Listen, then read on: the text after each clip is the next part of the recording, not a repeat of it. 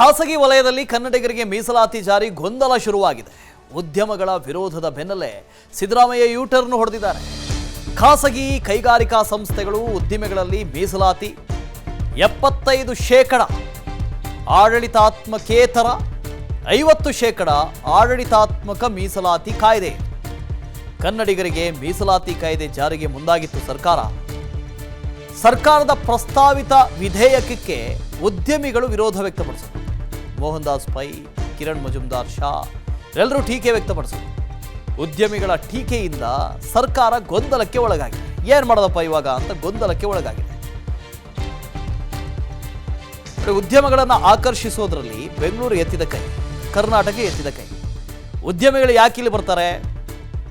ಒಂದು, ಕೌಶಲ್ಯಯುತ ನೌಕರರು ಸಿಗ್ತಾರೆ ಅಂತ, ಸ್ಕಿಲ್ಡ್ ಲೇಬರ್ಸ್ ಸಿಗ್ತಾರೆ ಅಂತ, ಜೊತೆಗೆ ಚೀಪ್ ಲೇಬರ್ಸ್ ಸಿಗ್ತಾರೆ ಅಂತ, ಜೊತೆಗೆ ಇಲ್ಲಿ ಒಂದು ಪೊಲಿಟಿಕಲ್ ಸ್ಟೆಬಿಲಿಟಿ ಅನ್ನೋದಿದೆ ಅಂತ ರಾಜ್ಯದಲ್ಲಿ. ಹೀಗೆಲ್ಲ ಇರೋವಾಗ ಮೀಸಲಾತಿ ಕೊಟ್ಬಿಡ್ತೀವಿ ಅಂದಾಗ ಅಲ್ಲಿ ಇನ್ಸಫಿಷಿಯನ್ಸಿ ಬಂದ್ಬಿಡುತ್ತೆ. ಕೌಶಲ್ಯ ಇಲ್ಲದೇ ಇರೋರು ಕೂಡ ಖಾಸಗಿ ಕಂಪನಿಗಳಿಗೆ ಬಂದುಬಿಡ್ತಾರೆ. ಇದು ಕಂಪನಿಗಳಿಗೆ ಲಾಸ್ ಆಗುತ್ತೆ, ನಷ್ಟ ಉಂಟಾಗುತ್ತೆ. ಮೀಸಲಾತಿ ಓಕೆ, ಮೀಸಲಾತಿ ಕೊಡಬಾರ್ದು ಅಂತ ಹೇಳ್ತಾ ಇಲ್ಲ, ಆದರೆ ಕೌಶಲ್ಯದ ಮೇರೆಗೆ ಕೆಲಸ ಸಿಗಬೇಕು. ಅದು ಕರ್ನಾಟಕದವರಾಗಿರ್ಬೋದು, ಹೊರಗಿನವರಾಗಿರ್ಬೋದು. ಕರ್ನಾಟಕದಿಂದಲೂ ಕೂಡ ಅನೇಕರು ಬೇರೆ ಬೇರೆ ರಾಜ್ಯಗಳಲ್ಲಿ ಕೆಲಸ ಮಾಡ್ತಾ ಇದ್ದಾರೆ. ಆ ರಾಜ್ಯಗಳಲ್ಲೂ ಇದೇ ಥರದ ಮೀಸಲಾತಿಯನ್ನು ಒಂದು ವೇಳೆ ತಂದು ಬಿಟ್ಟರೆ ಓಕೆ, ನಮ್ಮಲ್ಲಿ ಕನ್ನಡಿಗರಿಗೆ ಪ್ರಾತಿನಿಧ್ಯ ಸಿಗಬೇಕು, ಪ್ರಾಧಾನ್ಯತೆ ಸಿಗಬೇಕು, ಕೆಲಸ ಸಿಗಬೇಕು, ಎಲ್ಲನೂ ಒಪ್ಕೊಳ್ಳೋಣ. ಆದರೆ ಮೀಸಲಾತಿ ಸರಿನಾ ಗೊತ್ತಿಲ್ಲ. ಉದ್ಯಮಿಗಳು ಇದಕ್ಕೆ ವಿರೋಧ ವ್ಯಕ್ತಪಡಿಸಿದ್ದಾರೆ. ಸರ್ಕಾರದ ಪ್ರಸ್ತಾಪಿತ ವಿಧೇಯಕದಿಂದ ಭಾರೀ ಗೊಂದಲ ಮೂಡಿದೆ. ಗೊಂದಲದ ಬೆನ್ನಲ್ಲೇ ಉದ್ಯಮಿಗಳನ್ನು ಸೆಳೆಯೋದಕ್ಕೆ ಆಂಧ್ರ ಮುಂದಾಗಿದೆ. ಆಂಧ್ರ ಪ್ರದೇಶದ ಸಚಿವ ಲೋಕೇಶ್ ನಾರಾ ಇವರು ಕಂಪನಿಗಳಿಗೆ ಆಹ್ವಾನ ಕೊಟ್ಟಿದ್ದಾರೆ. ನ್ಯಾಷನಲ್ ಅಸೋಸಿಯೇಷನ್ಗೆ ಪತ್ರ ಬರೆದು ಆಹ್ವಾನಿಸಿದ್ದಾರೆ ಸಚಿವರು.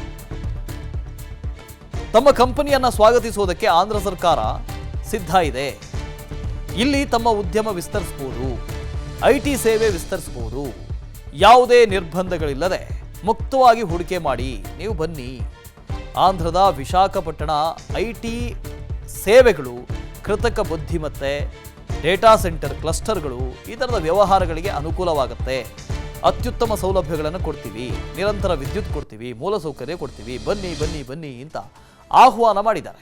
ಈ ಹಿಂದೆ ಕೂಡ ತೆಲಂಗಾಣದಲ್ಲಿ ಕರೀತಾ ಇದೆ, ಪದೇ ಪದೇ ಪದೇ ಪದೇ ಪದೇ NTR ಅವರ ಒಂದಷ್ಟು ಜನ ಇದಾರಲ್ಲ, ಅವರೆಲ್ಲ ಕರೀತಾ ಇದ್ರು ಬನ್ನಿ ಬನ್ನಿ ಅಂತ ಸಚಿವರುಗಳು.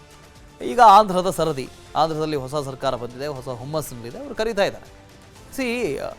ಅದೆಲ್ಲವೂ ಅಲ್ಟಿಮೇಟ್ಲಿ ಉದ್ಯಮಿಗಳಿಗೆ ಬಿಟ್ಟಿದೆ. ಉದ್ಯಮಿಗಳು ಯಾಕೆ ಉದ್ಯಮ ನಡೆಸ್ತಾರೆ? ಲಾಭ ಆಗಬೇಕು ಅಂತ. ಲಾಭದ ಜೊತೆಗೆ ಉದ್ಯೋಗ ಸೃಷ್ಟಿನೂ ಆಗುತ್ತೆ, ಅದು ನಾವು ಮರೆಯುವಂತಿಲ್ಲ. ಆಂಧ್ರದ ಆಹ್ವಾನದ ಬಳಿಕ ರಾಜ್ಯ ಸರ್ಕಾರ ಎಚ್ಚೆತ್ತುಕೊಂಡಿದೆ. ವಿಧೇಯಕಕ್ಕೆ ತಾತ್ಕಾಲಿಕ ತಡೆಯನ್ನು ಮುಖ್ಯಮಂತ್ರಿ ಸಿದ್ದರಾಮಯ್ಯನವರು ಕೊಟ್ಟಿದ್ದಾರೆ. ಮುಂದಿನ ಸಚಿವ ಸಂಪುಟದಲ್ಲಿ ಚರ್ಚಿಸಿ ತೀರ್ಮಾನ ಮಾಡೋಣ, ಈಗ ಸದ್ಯಕ್ಕಿರಲಿ ಅಂತ ಹೇಳಿದ್ದಾರೆ. ಅಲ್ಲದೆ ವಿಧೇಯಕದಿಂದ ಮೂಡಿರುವ ಗೊಂದಲ ಸರಿಪಡಿಸುವುದಕ್ಕೆ ಯತ್ನ ಮಾಡ್ತೀವಿ ಅಂತ ಹೇಳಿದ್ದಾರೆ.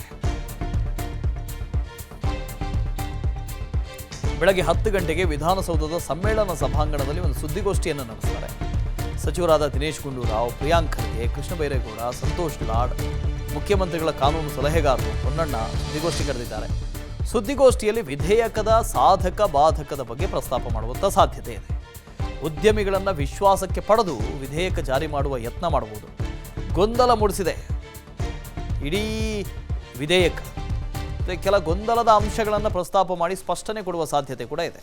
ಫೈನ್, ಹೀಗೆ ಮಾಡಬೇಕು. ನಾನು ಹೇಳೋದು, ಈ ವಿಧೇಯಕವನ್ನು ಮೊದಲು ಡ್ರಾಫ್ಟ್ ಮಾಡಿದಾಗಲೇ ಉದ್ಯಮಿಗಳನ್ನು ಕನ್ಸಲ್ಟ್ ಮಾಡಬೇಕಿತ್ತು ಅಂತ. ಈಗ ರಾಜ್ಯದಲ್ಲಿ, ಅದರಲ್ಲೂ ಬೆಂಗಳೂರಿನಲ್ಲಿ ಇಷ್ಟೊಂದು ರೆವಿನ್ಯೂ ಜನರೇಟ್ ಮಾಡ್ತಾ ಇದ್ದೀವಿ, ತೆರಿಗೆ ಸಂಗ್ರಹ ಮಾಡ್ತಾ ಇದ್ದೀವಿ, IT ಹಬ್ ಆಗಿದೆ ಅಂತ ಹೇಳಿದ್ರೆ ಅದು ಉದ್ಯಮಿಗಳಿಂದ. ಇನ್ಫೋಸಿಸ್ನಂಥದ್ದು, ವಿಪ್ರೋದಂಥದ್ದು, ಈ ಥರದ ಅನೇಕ ಉದ್ಯಮಗಳು ನಮ್ಮ ರಾಜ್ಯದಲ್ಲಿ, ಅದರಲ್ಲೂ ಕರ್ನಾಟಕದಲ್ಲಿ ಇರೋದರಿಂದಾಗಿ ನಾವು ಇಷ್ಟೊಂದು ದೊಡ್ಡ ಮಟ್ಟಿಗೆ ಈ IT ಸೇವೆಗಳನ್ನು ಕೊಡೋದಕ್ಕೆ ಸಾಧ್ಯ ಆಗ್ತಾ ಇದೆ. ಕರ್ನಾಟಕದಲ್ಲಿ, ಬೆಂಗಳೂರಿನಲ್ಲಿ ಪ್ರಮುಖವಾಗಿ ಇಷ್ಟೊಂದು ತೆರಿಗೆ ಸಂಗ್ರಹ ಮಾಡೋದಕ್ಕೆ ಸಾಧ್ಯ ಆಗ್ತಾ ಇದೆ. ಹಾಗಾಗಿ ಅವ್ರನ್ನೂ ಕೂಡ ವಿಶ್ವಾಸಕ್ಕೆ ತೆಗೆದುಕೊಳ್ಳಬೇಕಾಗಿತ್ತು. ಉದ್ಯೋಗ ಕೊಡುವ ವಿಧೇಯಕವನ್ನು ತಂದು ಕನ್ನಡಿಗರ ಜೊತೆ ಚೆಲ್ಲಾಟ ಆಡ್ತಾ ಇದ್ದಾರೆ. ಕನ್ನಡಿಗರಿಗೆ ಉದ್ಯೋಗ ಕೊಡುವ ವಿಧೇಯಕ ತಂದಿದ್ಯಾಕೆ? ಈಗ ವಿಧೇಯಕವನ್ನು ತಡೆ ಹಿಡಿದಿದ್ಯಾಕೆ? ಕಾಂಗ್ರೆಸ್ ಸರ್ಕಾರಕ್ಕೆ ಬಿಜೆಪಿ ರಾಜ್ಯಾಧ್ಯಕ್ಷ ವಿಜಯೇಂದ್ರ ಪ್ರಶ್ನೆ ಮಾಡಿದ್ದಾರೆ. ಕನ್ನಡಿಗರ ಬದುಕಿನೊಂದಿಗೆ ಸರ್ಕಾರ ಚೆಲ್ಲಾಟ ಆಡ್ತಾ ಇದೆ ಯಾಕೆ? ಅಪಮಾನಿಸೋದಕ್ಕೆ ನಿಮಗೆ ಕನ್ನಡಿಗರೇ ಬೇಕಾಗಿತ್ತಾ ಅಂತ ಆಕ್ರೋಶ ಹೊರಹಾಕಿದ್ದಾರೆ. ಸರ್ಕಾರದ ರಣಹೇಡಿ ನಿರ್ಧಾರವನ್ನು ನಾನು ಖಂಡಿಸ್ತೀನಿ.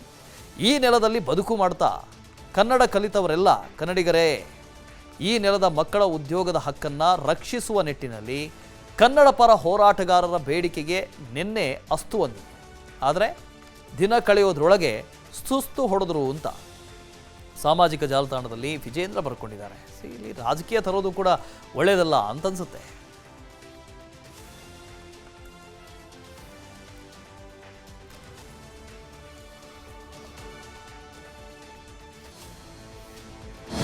ಅನುಕ್ಷಣದ ಸುದ್ದಿಗಳಿಗಾಗಿ ವಿಸ್ತಾರ ನ್ಯೂಸ್ ಯೂಟ್ಯೂಬ್ ಚಾನೆಲ್ ಸಬ್ಸ್ಕ್ರೈಬ್ ಮಾಡಿ.